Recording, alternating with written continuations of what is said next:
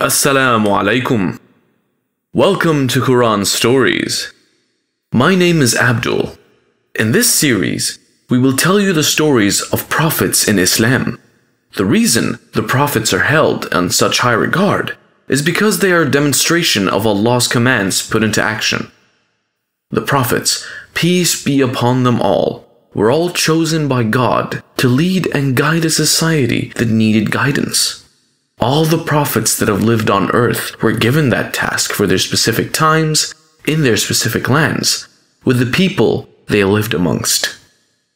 Insha'Allah, today we will tell you the story of the first prophet in Islam, Prophet Adam alayhi salam. Let us begin. Bismillah. The story of Prophet Adam alayhi salam. The story of the prophets starts with the story of Prophet Adam alayhi salam, the first human being.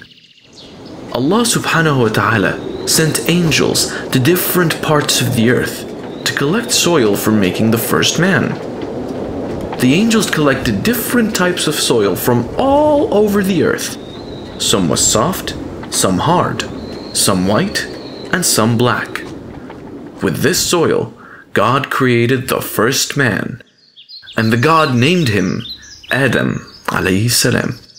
But God did not give life to the figure just yet. It stood there for 40 long years, just like that.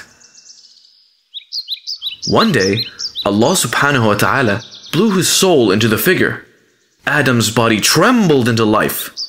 He sneezed and immediately said, "All praise and thanks is due to God." He saw the fruits lying around and he longed for it. But before the spirit reached his legs, he tried to reach for the fruits. He jumped towards it, but how could he? His legs were still made of clay. He fell down trying to jump. Allah subhanahu wa ta'ala ordered all the angels to bow down before the Prophet. The angels obeyed him and bowed down. But don't think that they worshipped him. They bowed down as a sign of respect. One by one, all the angels prostrated before the Prophet, except Iblis. Do you know who Iblis was? Yes, he was the shaitan. Iblis was made from the fire, so he claimed to be better than the Prophet. He refused to bow down before him. Allah subhanahu wa ta'ala was very angry. He did not like the disobedience of Iblis. He was banished from paradise and never allowed him to enter again. Shaitan realized that he got punished because of the humans, and he was very angry with them. He vowed to take revenge by misleading the humans. He planned to make them stop worshipping the true God and worship idols instead. Allah then taught Adam alayhi salam the names of every animal in the paradise. He learned the names of the lion, the sheep, camel, elephant, dove, peacock, and many, many more. Allah subhanahu wa ta'ala gave the Prophet absolute freedom in paradise. He was allowed to eat every fruit in the garden and everything as he wished, except for one thing. He was not allowed to eat the fruits of the forbidden tree. God told the Prophet that he should not eat the fruit of the forbidden tree. The Prophet agreed, and he enjoyed his life in the paradise, roaming around freely. The animals in paradise were his friends. He spent most of his time playing with the animals. However, the Prophet was alone in paradise, and he did not have a partner to spend time with. The night when the Prophet was sleeping, God created the first woman. Allah subhanahu wa ta'ala had created this woman from the ribs of the human. When he woke up, he was surprised to see a woman next to him. He named her Hawa because she was created from a living being.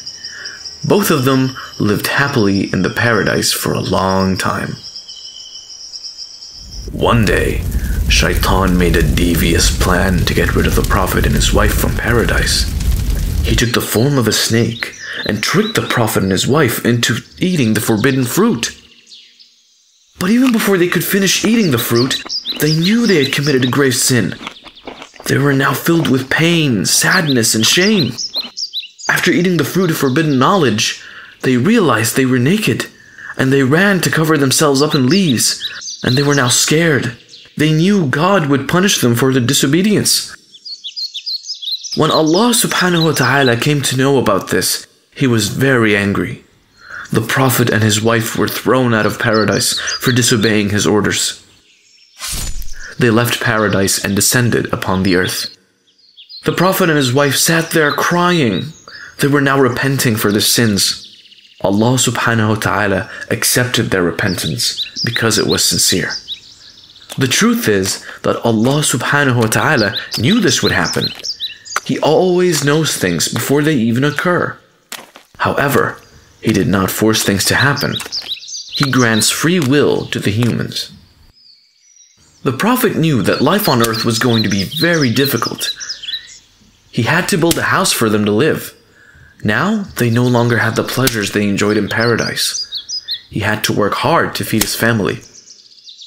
In a few years, Hawa gave birth to twins, Qabil and his sister.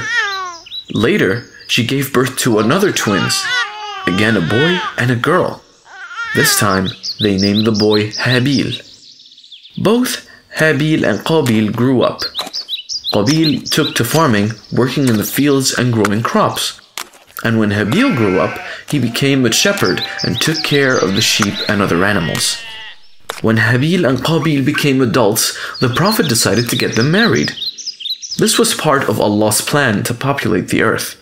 Since there were no other females on earth, Allah revealed to Adam that he should marry each son to the twin sister of the other.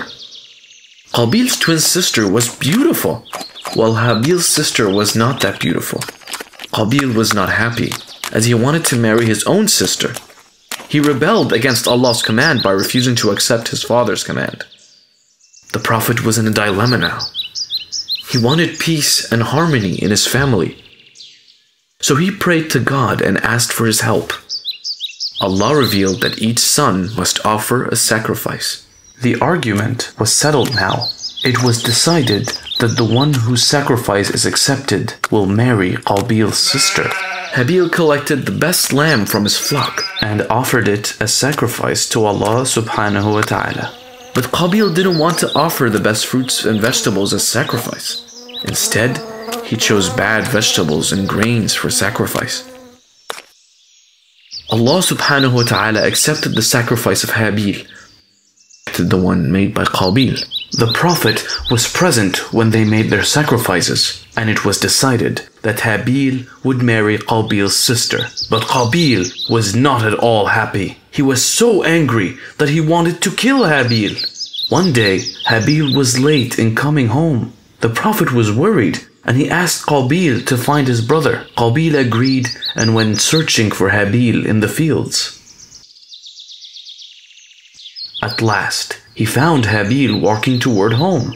Qabil was still angry with Habil, so when he met Habil, he told him, "I will kill you!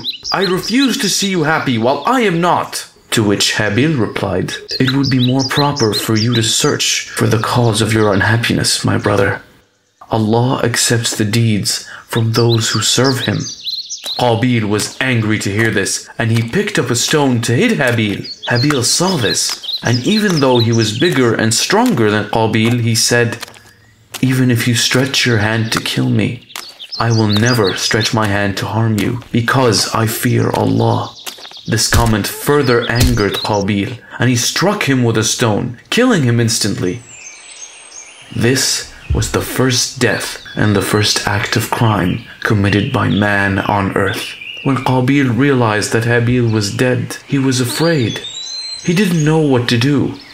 He started thinking about ways to hide his sin. Qabil wandered from place to place with the dead body of Habil, trying to hide it. His anger had subsided by now, and he was full of guilt. It was then that he saw ravens fighting with each other. One raven killed the other during the fight, and it fell down.